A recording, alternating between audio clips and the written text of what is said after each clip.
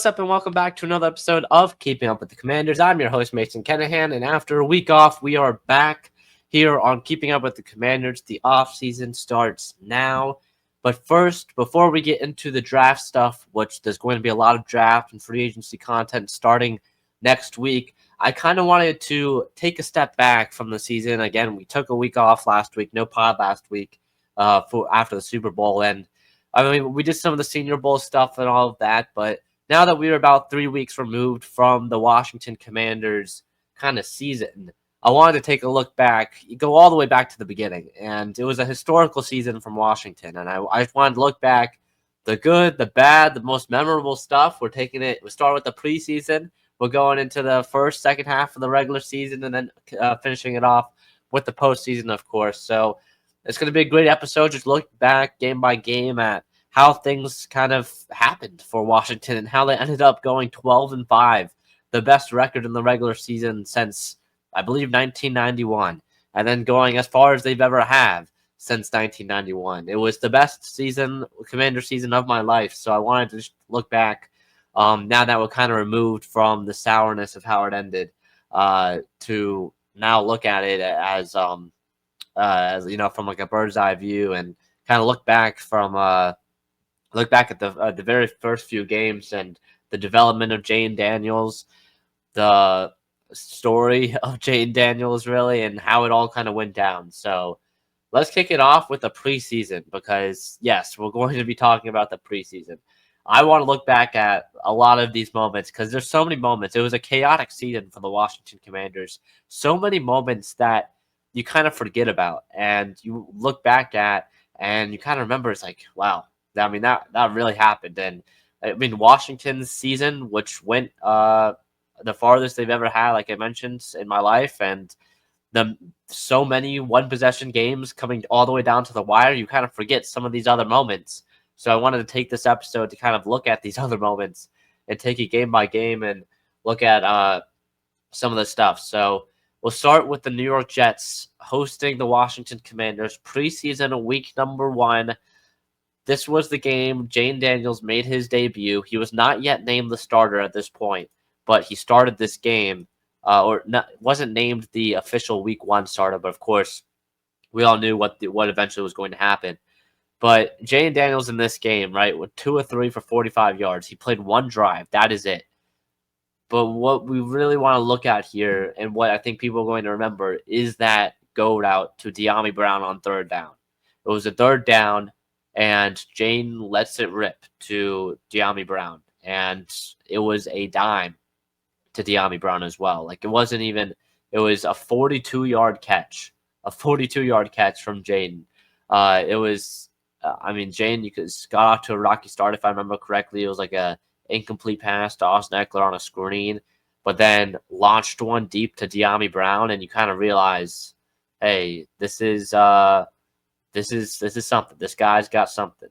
And that was one of the first moments. You know, it was a great throw, and it was being replayed the entire week, but that was one of the first moments when you're like, this guy's got it. I know it was a preseason game against the New York Jets, but it was kind of a good like one of the first moments where you're like, hey, this guy, he can launch it. He's got the arm strength, the arm talent to launch under pressure, just a dime to Dyami Brown down the field. So that was probably the first. I mean, when I look back at like first Jayden Daniels moment, do you remember 10, 15 years from now when hopefully, you know, he's been the guy, and I was taking him to the Super Bowl, won a couple rings by then. He's like, you know, when you get asked, what was the first moment when Jayden Daniels moment you remember? If I'm counting the preseason, I'm counting that throw to Dyami Brown, because that was an impressive throw and was something that I didn't see coming. I haven't seen from a Washington quarterback in a long time, and something that really excited me as well. So that was one of the key moments of the preseason. Of course, the Jahan Dotson trade we got to talk about. Dotson being traded was definitely a surprise to many, I feel like, including myself. You know, my moment when I was recording a podcast with a Jahan Dotson jersey on when the news broke that Jahan Dotson got traded. It was insane. It was insane how that all went down. But Jahan Dotson being traded was something that I wasn't expecting. A lot of Washington fans weren't expecting. but I mean, it ultimately worked out for the better for Washington. So it sounded like the coaching staff, it was the moment when the front office, I feel like, really put their foot down and were like, this is our team. This, I know, of course, there was some veterans in the past that we released or whatever from the Rivera regime. But I think the Jahan Dotson trade was when a lot of people kind of realized this team is going to look a lot different than in years past. Because getting rid of a first round pick just 2 years ago, like that, for what was it, a third and a fifth ultimately, I think it ended up being, or maybe a fourth or something. I can't remember exactly what it was, but it was some pick swap. And I mean, Jahan, I mean, it was someone who many hoped would be a great compliment to Terry McLaurin. And he didn't really show it. It was an impressive first season, rookie year, but 2023 was a down year for him. And I mean, Washington got rid of him. He was not willing to block in the run game and on screens, and he wasn't a great run blocker as well. So, that's when I feel like Adam Peters kind of showed and made a statement to the Washington fan base. Hey, this is my team, and I'm going to do whatever it takes, even if it means pulling off aggressive moves like this. I'm going to do whatever it takes to make this team how I want it and how I think it's going to best, like the best 53 on the field. So Jahan being traded definitely hurt the receiving room, like initial reaction wise.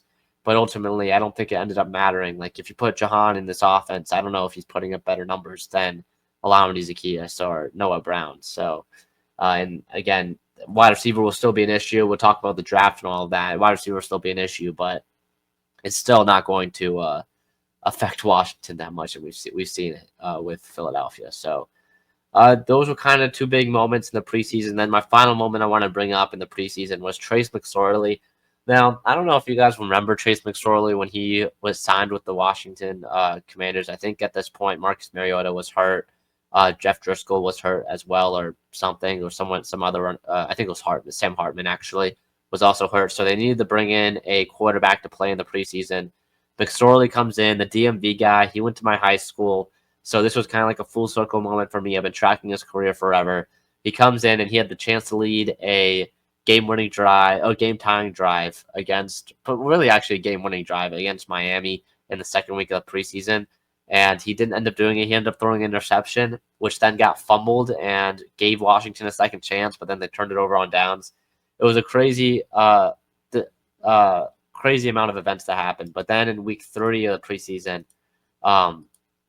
Trace McSorley, 12-21 for 125 yards and a touchdown, 4 carries for 40 yards, and Washington ended up winning against Washington ended up beating New England as well. So in that preseason game, so that was my Super Bowl because McSorley playing for my team was something that was awesome and definitely a full circle moment for me at least. So that's why it was a moment that I thought was pretty good, but that's enough of the preseason talk. All right, we can only talk about the preseason. No one's going to remember that in like 5 years for so long. But let's actually get to the regular season because this is where things kind of picked up steam for the Washington Commanders. They started off with the loss to Tampa Bay.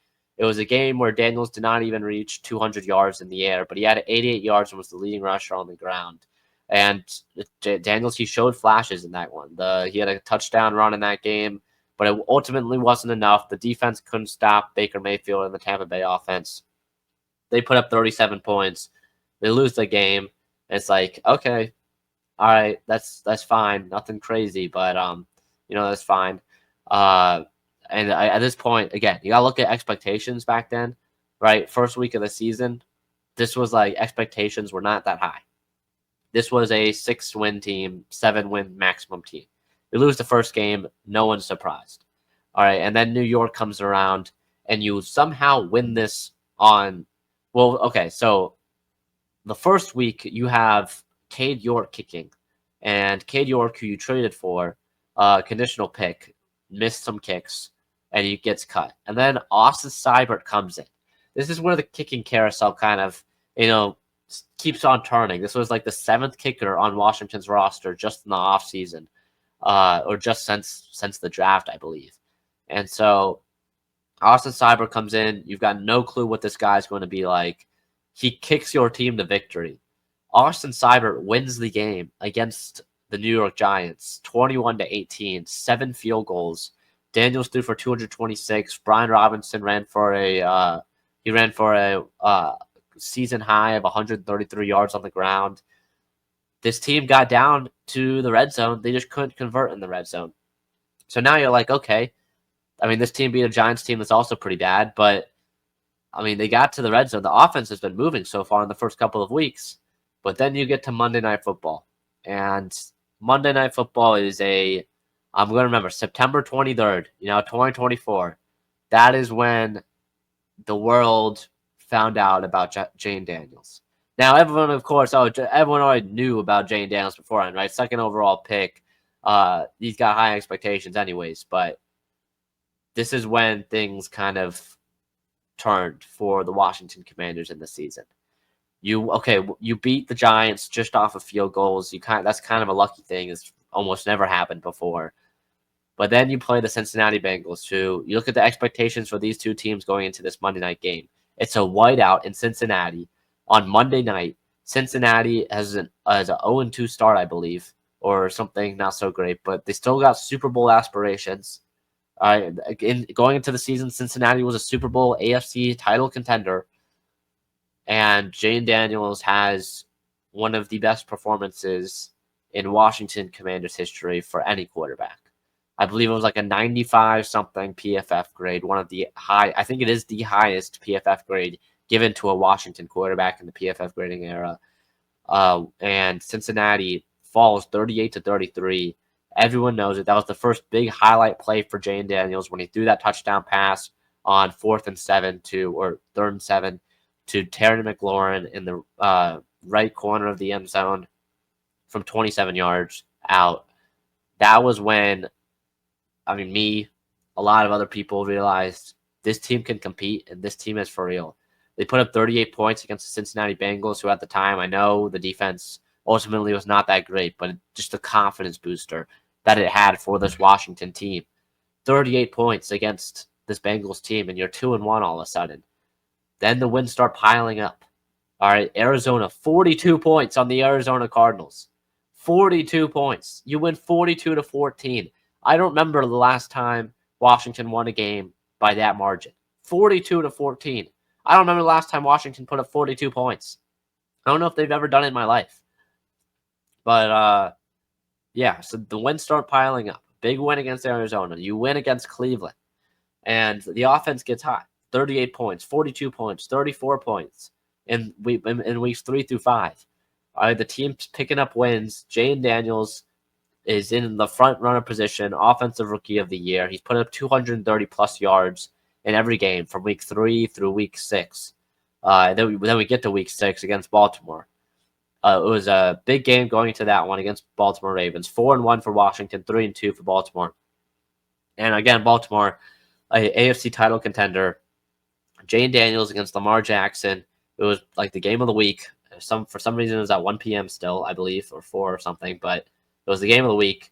Washington falls by a touchdown. They were really down by 2 scores the entire game. It was just a garbage time touchdown. It showed that Washington still needed to take that next step. It showed that Washington still wasn't there yet against some of these top teams. And then the Baltimore game, of course. So yeah, like I said, the loss. So they go to 4-2. It's kind of a reality check for Washington because you beat a lot of these teams that actually turn out to be pretty bad, like Cincinnati, Arizona, Cleveland. You go up against a very good title contender like Baltimore and you lose, but there's still a lot of hope. Jayden Daniels threw for over 260 yards, and it really was just the lack of a run game that kind of let them down against Baltimore. Now this is a common theme, especially towards the rest of the end of the season for the Washington Commanders, but it was kind of the lack of the run game that let them down in this one. But then we get to Carolina week 7. It's a 40-7 victory, but the 45-yard run from Jayden Daniels, he kind of gets crushed, and Daniels gets a rib injury, and this is kind of where the season, takes a turn. All right, Jayden Daniels gets a rib injury, and Mariota comes in, and the offense still is insane. You get, I believe it was like a pick six as well in this one. So you win 40-7 against Carolina, no sweat. But the big thing is how long will Jayden Daniels be out in this one? How long will will it affect him? And then you get to week 8. Week 8, Chicago Bears.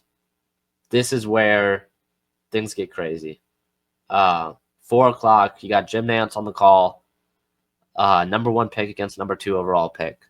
And we all know what happens. We all know what happens in this one. I don't have that. The Hail Mary. The Hail Mary happens. And you look at these two teams, I know everyone said it, the kind of opposite trajectories both of these teams went on after this game. Washington came into this one 5-2. Chicago came into this one, I believe, 4-3 or 4-2. And I mean, like 4-2, I believe. And in week 8, Jayden Daniels tosses up the ball, tipped by Tyreek Stevenson, falls into the hands of Noah Brown, and the stadium goes nuts. The stadium goes nuts. This is where I think Washington's season kind of changes.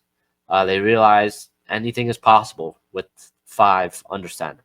You heard, I believe it was Nick Allegretti who said it, or Bobby Wagner after the game. Anything is possible when you have number 5. And even with a rib injury, Jayden threw for over 300 yards, which was, I believe, his highest all season. Yeah, it was. He threw for the most yards he would throw for all season long. Brian Robinson was actually going on the ground as well.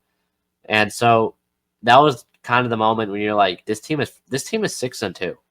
This team is 6-2. They just beat the Chicago Bears, who at the time, of course, 4-2 or 3-3, whatever record. They were actually kind of good at the time. And you're like, this team is actually going to make it to the playoffs at 6-2. This was the best team I've ever seen through 8 weeks. 6-2, the best record they've had through 8 weeks in a long, long time. And then you go into a game at New York, and you come away with the victory there, 27-22. It was a close one, I believe, but you come away with the victory. And the W at the end is all that matters. You get the best start for Washington since 1996. I mean, it was insane. It was 7-2 in the district for the Washington Commanders. I mean, at this point, the city, like, it is going nuts. Last time Washington was 7-2 was a long time ago, and Jayden Daniels, the city's rallying around him. They're there. They're ready. And so 9 weeks through the season, they are 7-2. The first half, spectacular. They already hit their over on their preseason wins mark 9 weeks into the season. A team that was projected to get 5 wins, 6 wins, is already at 7, 9 weeks in, just halfway in. But then we get to the second half of the season. And you can tell at this point, something is starting to bother Jayden Daniels. And, the rib injury is still there. It's 2 one-possession victories against Chicago, New York. Jayden hasn't kind of looked like there's some throws that are just inaccurate. You fall to Pittsburgh 28-27 in a heartbreaker. Your first loss in about a month. It was a rough one. And, I mean, the defense couldn't stop Mike Williams at the end. But it was a back-and-forth game looking back at it. Just the offense really never got going. The ground game never got going for Washington. And the Steelers kind of figured out, you could say, Washington's offense a little bit. You could say they figured it out because, I mean, Russell Wilson was able to beat them, and he completed only 50% of his passes. He didn't even throw for 200 yards. And the Steelers were able to pull away with just a dirty victory. And but dirty, like it was kind of messy victory in this one. But Washington kind of fell to Pittsburgh. And then you have the quick turnaround to Philadelphia. You get blown out by Philadelphia, 26-18. Daniels doesn't even throw for 200 yards. You can tell the rib injury is kind of nagging on him. And then the loss to Dallas, which really I think was the big one. At this point, you're 7-5 in the season. I mean, you lose 3 in a row. And now it's the toughest stretch you're going to have all season, but you lose every single one of them. And we look back at the Dallas game. The Dallas game was insane. It was insane. It wasn't even really Jayden Daniels' fault at the end that what happened. Because you look at the 99-yard kick return touchdown for KUWTC Turpin. And I mean, 2 kickoff return touchdowns in the fourth quarter, in the final 3 minutes of the game, which is just insane. It is insane. So it is rough. It is rough, but I think what I looked back at the most for this game was the lightning strikes twice. Jayden Daniels, an 88-yard touchdown pass to Terry McLaurin. The building is going crazy at Northwest Stadium, and I forgot who was on the call at the time. I believe it was Iron Eagle, maybe someone else. They go lightning strikes twice in Washington. It was chills. Siebert misses the extra point to keep Washington down a point. Misses the game tying extra point, and you're kind of just like, what just happened? I was on top of the world 10 seconds ago, and the kicking issues, which Austin Seibert comes back into that game off of an injury that kind of kept him out for about a month. He kind of came back a little bit early, and it ended up not working out for him and for the team. So he goes on season-ending injured reserve, which after this game, which is not, it kind of shows he kind of rushed it back because Zane Gonzalez was kicking well at the time. I mean, he still did after Seibert kind of re-aggravated his injury, but that was just a crusher for Washington, just a crusher. Next week, though, how will the team respond after 3 straight losses? You got 1 game left until the bye week, and Tennessee rolls around. You beat them up 42-19. 42-19, and it shows that this team still got it. Robinson rushes for over 100 yards. Daniels throws for over 200. This team still got it, and they're not going to go into an epic collapse because they beat a team that they're supposed to win 42-19. They go into the bye week, and it's just perfection from there. They beat New Orleans 20-19. They almost lost that. But you look back at how that game ended, the 2-point, I believe it was a 2-point conversion that Darren Rizzi went for, and ultimately didn't end up working out for them. Washington comes away with the victory 20-19. And I mean, you lose that game, you don't know what's going to happen the following week against Philadelphia. Like, it is crazy because then we get into week 16 against Philadelphia. I was on a boat at the time of this game, so I was watching this game on a boat. But 36-33, Daniels throws for over 250. He's the leading rusher back-to-back weeks. He's got over 80 yards on the ground. He scores 5 touchdowns, throws 5 touchdowns. He turns 5 total turnovers for the offense. It is an insane game for Washington, but they are able to somehow come away with the victory. And look at these last-second games now. New Orleans, Philadelphia, the throw to Jamison Crowder, the Lamedy Zaccheaus, the lone coverage. So many things had to go right for Washington down the stretch, and Jayden Daniels, I mean, throughout the entire season, cool, calm, poised, collected. The guy is just unfazable. The only games in the regular season where I saw that he was actually phased, and there's maybe a chance where he wasn't seeing things correctly, was Thursday Night Football against Philadelphia on a short week, which is a tough one for a rookie. And then, I mean, maybe the Philadelphia Week 16 came in the first half. He wasn't, but it was also a couple of fumbles that also turned the ball over a few times. Like, there's not many moments when when Jayden Daniels was phased this season, looking back at it. So, I mean, it was insane. A big-time win there. You get the win against Atlanta. I was at an airport for this game in a terminal at an airport at Dulles in this one, and they pick up an overtime victory against Atlanta.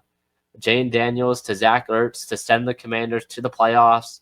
Insanity in that one. And then week 18 against Dallas. Jayden Daniels doesn't play in this one. Marcus Mariota comes in, and I mean, they pick up the 5th straight victory to finish off the regular season. It is something that, I mean, I didn't expect. No one really expected the 12-5 season from this Washington team, and it showed overcoming adversity between that 3-game skid from weeks 10 through 12, picking up 5 wins in 6 weeks to finish off the season. It showed that this team was one of the hottest teams going into the playoffs, and ultimately they got the 6th seed at 12-5, which is insane on its own. I don't really know. I mean, it was kind of a weird year for the NFC, the 12-5 getting you a 6th seed, but it was a great regular season, and it was something that you look back at, and I mean, it's going to be one to remember. Just the amount of close games, one-score games in that regular season, especially in that back half. It was crazy for being a Washington fan. And then wrapping things up with the playoffs here. Tampa Bay, the revenge in Tampa Bay. You pick up the win. Zane Gonzalez, all of that, comes in, knocks down, and doinks in the game-winning field goal as time expires. Jayden Daniels showed throughout that game, especially on that 4th down, fourth down in both in the Tampa Bay game, that he was able to make plays on his own. Washington picks up the win there. Then you got the Detroit game and everything. I was watching it at a neighbor's house for that game, and I mean, you knew that Washington would have to score on every single possession to win that game, and that is what they did. Like there was one way for Washington to win that game. They didn't score on their first possession, but they scored, I believe. Yeah, they scored on every drive except 3.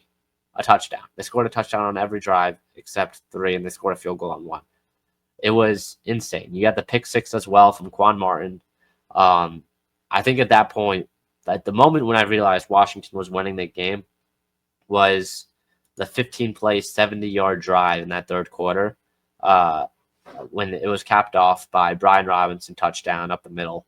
It was just to pick up a yard, but that was when Washington went up by 10, 38-28, and then the interception from Goff again by Mikey Sanders still, who Mikey Sanders still on his own this season was just in another world. I mean, the guy, especially in the playoffs, if the playoffs counted, he would be a defensive rookie of the year candidate for sure. I get not making him a finalist because there was players with better numbers, especially in the regular season.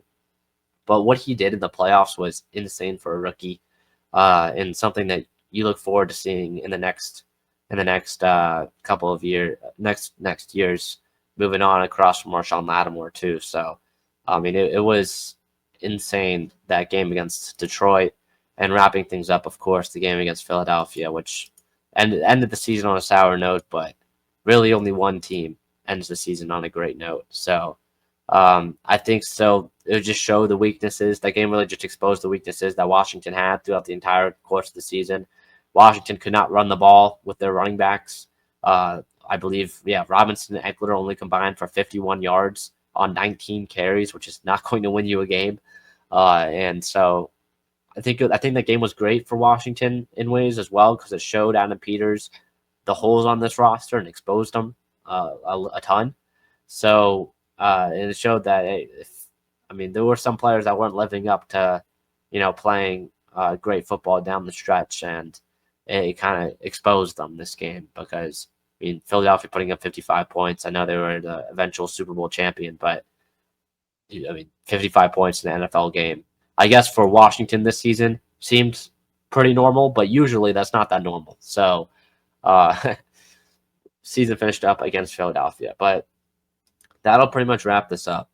It was a magical season for the Washington Commanders. I kind of just wanted to look back at some of the best, some of the good, the bad, the most memorable moments for the Washington Commanders in the 2024 season. We've got a lot of free agency content coming up. Free agency kicks off in about a month from now, so we'll be looking at some targets for the Washington Commanders, as well as kicking up some of the draft stuff as well. We got the Senior Bowl that already wrapped up. We had a couple episodes come out on that a couple weeks ago, and then I'm going to have some more draft analysts on over the course of the next couple of months, leading up to the draft. A huge draft for Washington, because they don't have a ton of top 100 picks like they did last season. So only 3 of them in the top 100. So we'll have to wait and see how that unfolds and how Adam Peters will go about addressing the weaknesses that this team has during the draft. But that'll wrap this week's episode up here on Keeping Up with the Commanders. Thank you guys for watching, and see you guys in the next one. Peace.